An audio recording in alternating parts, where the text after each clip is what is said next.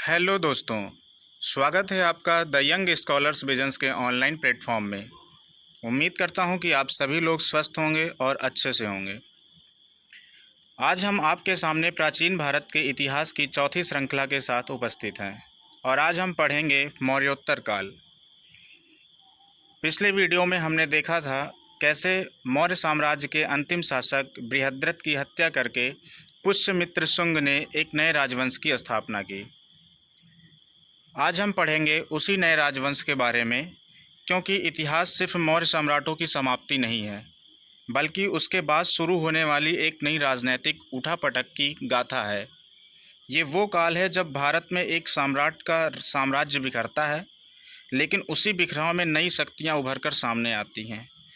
जब आप मौर्योत्तर काल पढ़ते हैं तो आप सिर्फ शासन बदलते हुए नहीं देखते, बल्कि आप देखते हैं कैसे यूनानी, शक, कुषाणों ने भारत की धरती पर कदम रखा, कैसे भारतीय संस्कृति ने हर आक्रांता को आत्मसात किया। आप सिर्फ नाम नहीं पढ़ते हैं, आप कनिष्क के बौद्ध धर्म में योगदान को महसूस करते हैं, सांची और गंधार कला की सुंदरता में खो जाते हैं और सातवाहनों की प्रशासनिक कुशलता को समझते हैं। आरो में ये सिर्फ एक कालखंड नहीं है, ये आपकी दृष्टि, आपकी ऐतिहासिक समझ और आपकी विश्लेषण क्षमता की परीक्षा है। तो आइए शुरू करते हैं भारत के इतिहास का वह अध्याय जिसमें मौर्य साम्राज्य के पतन के बाद नई सांस्कृतिक, राजनीतिक, सामाजिक धाराएं जन्म लेती हैं। मौर्योत्तर काल, जहां हर मोड़ पर भारत ने खुद को फिर से गढ़ा है, और यही अध्ययन आपको सिर्फ परीक्षा में सोच और दृष्टिकोण में भी अधिकारी बनाएगा। तो आइए हम शुरू करते हैं मौर्योत्तर काल, पुष्यमित्र शुंग का नया राजवंश मौर्योत्तर काल के बारे में। आइए देखते हैं। तो आइए दोस्तों शुरू करते हैं मौर्योत्तर काल। मौर्योत्तर काल को शुरू करने से पहले हम इसके पीछे का एक सेकंड में हम आपको ब्रीफ कर देते हैं। मौर्य साम्राज्य का अंतिम शासक बृहद्रथ की हत्या करके पुष्यमित्र शुंग ने एक नए राजवंश की स्थापना की थी। उस वंश को शुंग वंश कहते हैं, जिसका शासनकाल 185 बीसी से 75 बीसी तक रहा है। मौर्य साम्राज्य के पतन के बाद भारत राजनीतिक रूप से बिखरा जरूर, लेकिन यह बिखराव ही आगे चल के सांस्कृतिक नवजागरण की नींव बनी। यह युग गुप्त साम्राज्य के स्वर्ण युग की तैयारी का समय था। पुष्यमित्र शुंग को आज हम इस वीडियो में देखेंगे। इस वीडियो में पूरे मौर्योत्तर काल के बारे में पढ़ेंगे, लेकिन हम आपको एक बात बताना चाहते हैं। यदि आप रफ़ और पेन नहीं लिए हैं, कॉपी और पेन नहीं लिए हैं, तो आप कॉपी पेन ले करके बैठें, क्योंकि हम जो भी चीज़ें हाईलाइट करते जाएंगे आप उसे नोट डाउन करते चलिएगा। यह वीडियो सिर्फ परीक्षा के दृष्टिकोण को देखते हुए ही बनाया गया है। परीक्षा में किस तरह के प्रश्न आते हैं और हमें पूरे मौर्योत्तर काल में क्या पढ़ना है, क्या छोड़ना है, इस चीज़ को देखते हुए हमने ये वीडियो बनाया है, और वही चीज़ें मैं हाईलाइट करते चलूँगा और आप उसे प्लीज़ नोट डाउन करते चलिएगा। चलिए शुरुआत करते हैं बिना देरी किए हुए। शुंग वंश की 185 बीसी से 75 बीसी तक पुष्यमित्र शुंग इसके संस्थापक हैं और यह ब्राह्मण शासक थे। बौद्ध साहित्य में इसे बौद्ध धर्म का दुश्मन बताया गया है। इसने मगध के कुट्टारा या फिर कक्कुट्टारा बिहार को तोड़ने का असफल प्रयास किया। बाणभट्ट के हर्ष रचित से जानकारी मिलती है कि पुष्यमित्र ने मौर्य शासक बृहद्रथ की हत्या की, जो अनार्य भी कहा गया। इसने 2 अश्वमेध यज्ञों का आयोजन करवाया। यज्ञों के प्रधान पुरोहित पंतजलि थे। इसके द्वारा जो पुस्तकें हैं वो योग दर्शन है, योग सूत्र हैं, महाभाष्य है। व्याकरण की प्रथम पुस्तक है ये महाभाष्य। अयोध्या अभिलेख एवं मालविका अग्निमित्र से जानकारी मिलती है कि इन्होंने जो है 2 अश्वमेध यज्ञ कराया था। शुंग वंश के शासकों ने ब्राह्मण धर्म को संरक्षण प्रदान किया था। फिर आते हैं भागभद्र। यूनानी शासक लाकिडास का राजदूत हेलियोडोरस विदिशा आया। विदिशा के बेशन नगर में हेलियोडोरस ने गरुड़ स्तंभ स्थापित करवाया। हेलियोडोरस ने वैष्णव धर्म स्वीकार कर लिया था। विदिशा शुंगों की नई राजधानी थी। महाभाष्य में उल्लेख मिलता है। अच्छा, महाभाष्य ये व्याकरण की पुस्तक है, ये आप समझिएगा। महाभाष्य में उल्लेख मिलता है कि यवनों ने साकेत एवं माध्यमिका को घेर लिया। गार्गी संहिता के अनुसार यवन पाटलिपुत्र तक पहुंच गए थे। सांची या फिर धामेक स्तूप, सांची स्तूप का निर्माण शुंग काल में हुआ था। ये चीज़ें आप हाईलाइट कीजिए। सांची स्तूप का निर्माण किस काल में हुआ था, तो आपको शुंग काल जो है टिक करके चले आना है। अब इसमें हम आपको कंसेप्ट बता देते हैं कि कैसे आपको समझना है। सांची स्तूप बौद्ध धर्म से संबंधित है। अब ज़्यादातर बच्चे मौर्य काल को टिक करके चले आएंगे। क्यों? क्योंकि चंद्रगुप्त मौर्य जो है वो बौद्ध धर्म को संरक्षण देते थे, लेकिन सांची स्तूप का निर्माण शुंग काल में हुआ था। ठीक है ना? आइए देखते हैं आगे। फिर आता है कर्ण वंश, जो कि 75 से 30 BC। इसमें सिर्फ दो चीज़ें नाम याद रखना है। इनके शासक जो है संस्थापक हैं वासुदेव कर्ण, और अंतिम शासक हैं सुशर्मा। इसके सिवा और कुछ भी नहीं करना, क्योंकि इसमें से कभी प्रश्न आता ही नहीं है, इसलिए मैंने इसको लिखा ही नहीं है। हम लोग अब देखते हैं सातवाहन वंश, 300 वर्ष तक। संस्थापक इसके श्रीमुख थे सातकर्णी प्रथम, इस वंश का पहला प्रसिद्ध शासक। इसकी जानकारी नागणिका के नाना घाट अभिलेख से मिलती है। हॉल इस वंश का 17वां शासक था।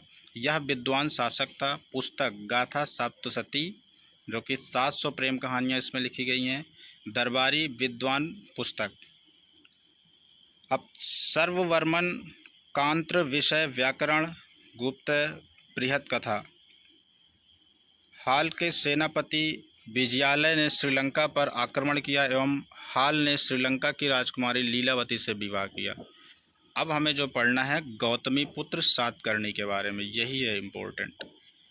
गौतमी पुत्र सातकर्णी इस वंश का 23वां एवं सबसे महान शासक था। इसकी उपाधियां ये हैं कि ये अद्वितीय ब्राह्मण था।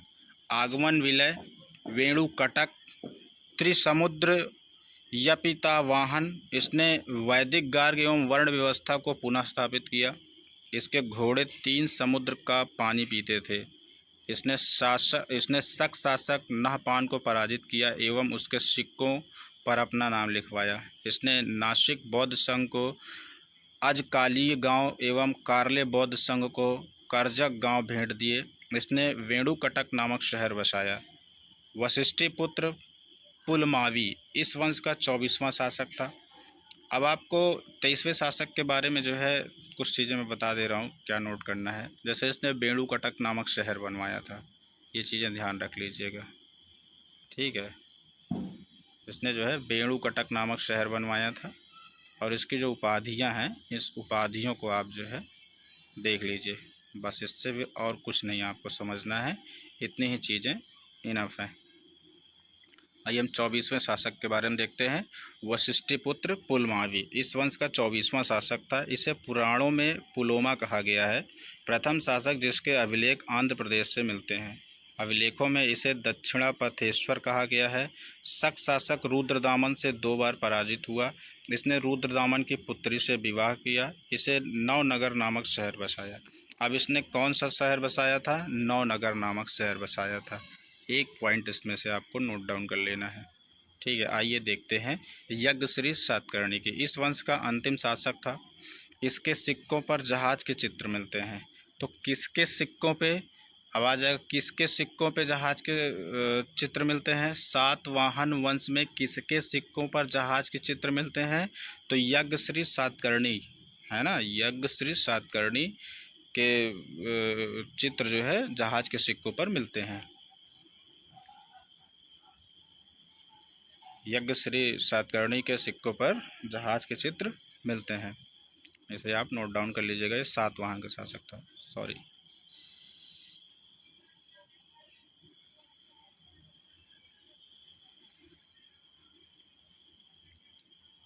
आइए आगे देखते हैं सातवाहन की विशेषताएं।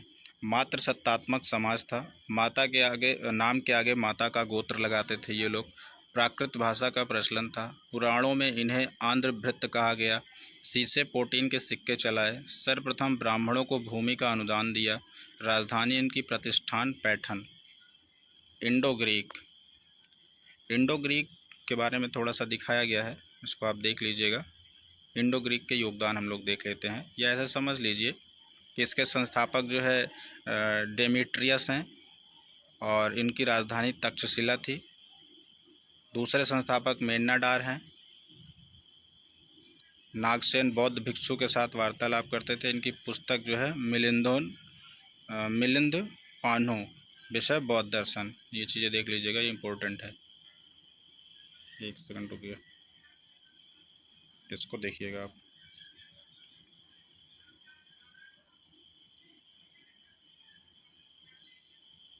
ये चीज़ें आप देख लीजिएगा, इसकी पुस्तक देख लीजिएगा, मिलिंद पानो, और उसका विषय था बौद्ध दर्शन। ठीक है, आइए अब हम आगे देखते हैं।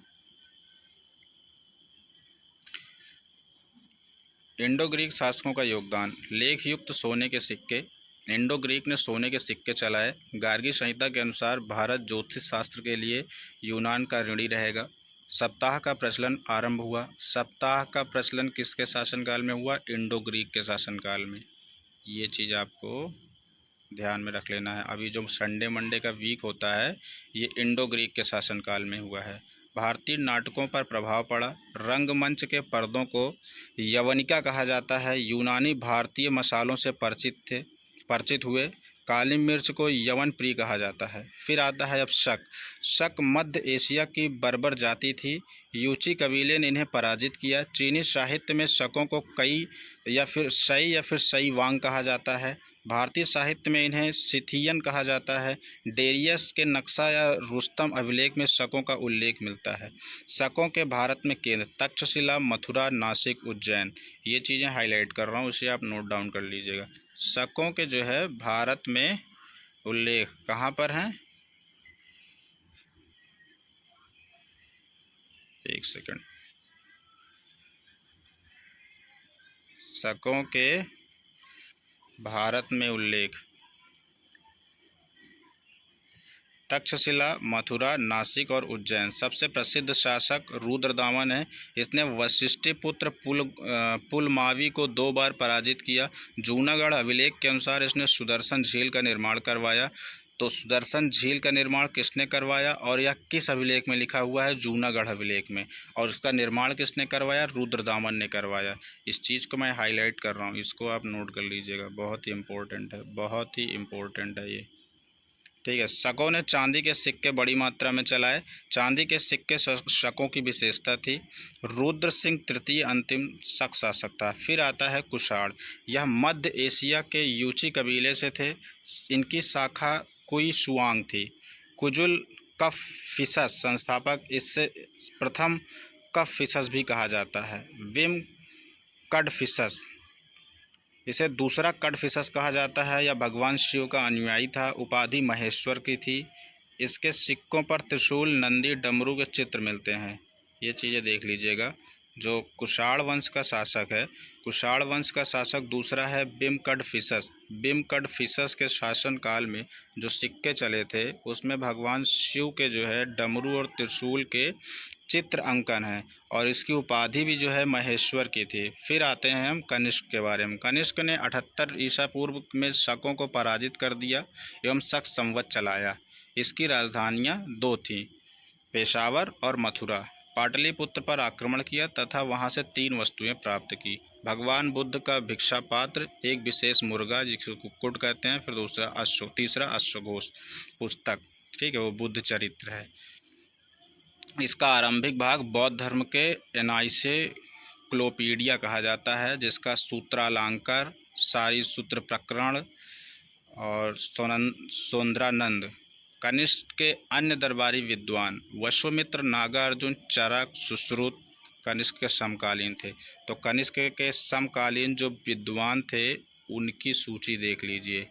ये भी आप अपने ड्राफ्ट में नोट डाउन कर लीजिए, ये बहुत ही इम्पोर्टेंट है। कनिष्क के अन्य दरबारी विद्वान। फिर आती है इसकी विशेषताएं। विशेषताओं में कुषाण शासकों ने देवपुत्र की उपाधि धारण की। कुषाणों ने मंदिर में राजा की मूर्ति स्थापित करवाई। फिर आता है चेदी महावेदवान वंश। संस्थापक महामेघवाहन।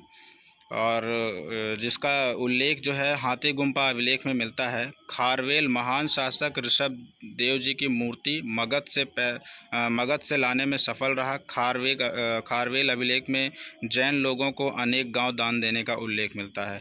तो ये जो अभिलेख में इनका उल्लेख मिला हुआ, जो जिनका विवरण मिला हुआ है, ये चीज़ें देख लीजिएगा। जैसे अब हम आपको समझा देते हैं कि जैसे जैन लोगों को अनेक गांव दान में मिले, ये कहाँ था? तो ये खारवेल अभिलेख में था। मौर्योत्तर कालीन व्यापार वाणिज्य का स्वर्ण काल था। कारण रेशम मार्ग पर नियंत्रण। रोमन साम्राज्य अपना चरम पर था। भारत रोमन साम्राज्य के साथ व्यापार करता था। मुद्रा प्रणाली विकसित हुई। दक्षिण भारत से समुद्री व्यापार होता था। दक्षिण भारत में संगम काल चल रहा था। अरिकामेडू से रोमन सिक्के प्राप्त होते थे। 46 एडी हिप्पालस ने व्यापारिक पवनों की खोज की थी। मौर्योत्तरकालीन कला। मौर्योत्तर काल में विभिन्न मूर्ति कला शैलियों का विकास हुआ। मूर्तियां का निर्माण सिंधु घाटी सभ्यता से आरंभ हो गया, लेकिन उसमें सुंदरता एवं तकनीक का अभाव था। मौर्योत्तर काल में रोमन, ग्रीक, पारसी प्रभाव बढ़ा। कुषाण सातवाहन शासकों ने मूर्ति कला को संरक्षण दिया। 3 शैलियाँ विकसित हुई: गांधार शैली, मथुरा शैली, अमरावती शैली। तो कुषाण के उसमें 3 शैलियाँ थी: गंधार, मथुरा, अमरावती। गंधार शैली, इस मूर्ति कला शैली का कुषाण शासकों ने संरक्षण प्रदान किया। इस शैली पर ग्रीक, रोमन, फारसी प्रभाव दिखाई देता है। इसे विदेशी शैली या फिर ग्रीक शैली भी कहा जाता है। इस शैली में बौद्ध धर्म से संबंधित मूर्तियां अधिक बनी हैं। भगवान बुद्ध की सर्वाधिक मूर्तियां इसी शैली से निर्मित हैं। भगवान बुद्ध को यूनानी देवता अपोलो के समान बताया गया है। मूर्ति की शारीरिक संरचना पर विशेष बल दिया गया है, जैसे भगवान बुद्ध को बलिष्ठ व घुंघराले बालों में बताया गया है। बुद्ध की ज़्यादातर मूर्तियां खड़ी अवस्था में हैं। यह यथार्थवादी एवं भौतिकवादी मूर्तिकला शैली है। मूर्ति पर कपड़े का अंकन किया गया है। प्रमुख केंद्र तक्षशिला, बमियान और भीमरान है। मथुरा मूर्ति कला के बारे में हम देखते हैं। मथुरा मूर्ति कला जो है, यह स्वदेशी मूर्ति कला शैली है। इसके राजकीय संरक्षण प्राप्त था, लेकिन वास्तविक विकास लोक कला के रूप में हुआ। इसमें बौद्ध धर्म, जैन धर्म एवं हिंदू धर्म से संबंधित है मूर्तियां बनी। भगवान बुद्ध की प्रथम मूर्ति मथुरा शैली में निर्मित है। तो भगवान बुद्ध की पहली मूर्ति जो है वो कुषाण वंश के शासन में मथुरा शैली में जो है बनाई गई। ये चीज़ें आप देख लीजिएगा, ठीक है। जब प्रथम और लास्ट की बात आती है तो उसे हमेशा नोट डाउन करना चाहिए। यह आध्यात्मिक मूर्तिकला शैली है। इसमें भगवान बुद्ध को दुबला पतला दिखाया गया है, लेकिन चेहरे पर चमक अत्यधिक तेज दिखाया गया है। अधिकतर मूर्तियां पद्मासन अवस्था में है। इस शैली में लाल बलुआ पत्थर का प्रयोग किया गया है। तो इस शैली में कौन से पत्थर का प्रयोग किया गया है? लाल बलुआ पत्थर का प्रयोग किया गया है। ये चीज़ें आपको विशेष रूप से ध्यान देना है। प्रमुख केंद्र है मथुरा, सारनाथ, सांची।